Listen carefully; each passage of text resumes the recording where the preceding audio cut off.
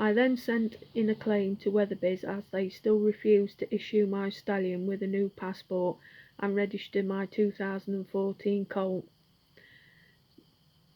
This is confirmed on the 20th of August 2019 subject access request. Adrian McGlynn, then company secretary, writes to me on the 26th of May 2017, having read all of the documents, I must inform you that Weatherby's deny your allegations of malpractice and impropriety. Therefore, he was covering up the fraud and theft of my stallion's passport committed by Harvey and John Sharp. Once again I wrote back and received another letter from Adrian McGlynn on the 28th of June 2017, where he says he had investigated the matter of my complaint thoroughly in May and found it to be utterly without substance, which is another admission that he knew of the fraud and theft committed by Harvey and John Sharp. He was also then once again committing a fraud, as it is a fraud, to cover up a fraud. Adrian McGlynn also on the 20th of August 2019 in his letter still refused to admit the fraud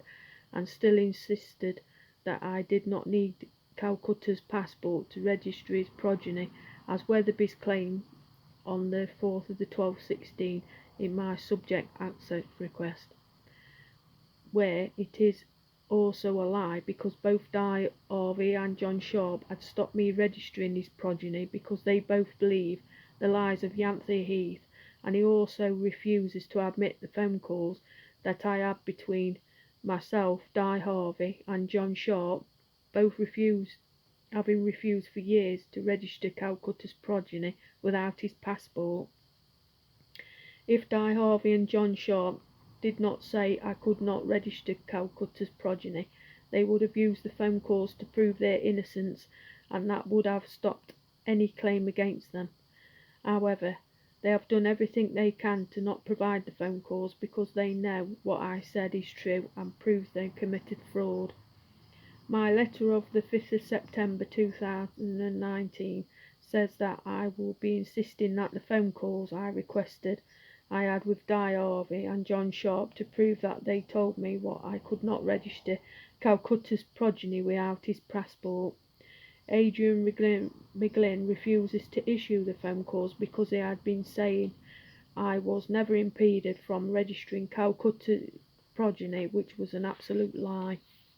The fact that Harvey refused Calcutta's passport and refused to register his progeny is evidence enough,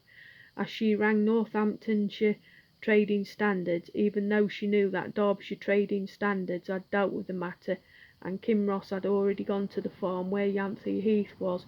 Yanthi had already left the property the year before, owing the farmer £30,000 in damage to the building stables, and she had not paid any rent for months and dumped several ponies that were in very poor condition. I know this for a fact, as I had been in contact with the farmer myself in 2018, and he said he had court order against her. Therefore, there is no way Weatherby's knew where Yanthi Heath or Calcutta's passport was on 2015 to 16.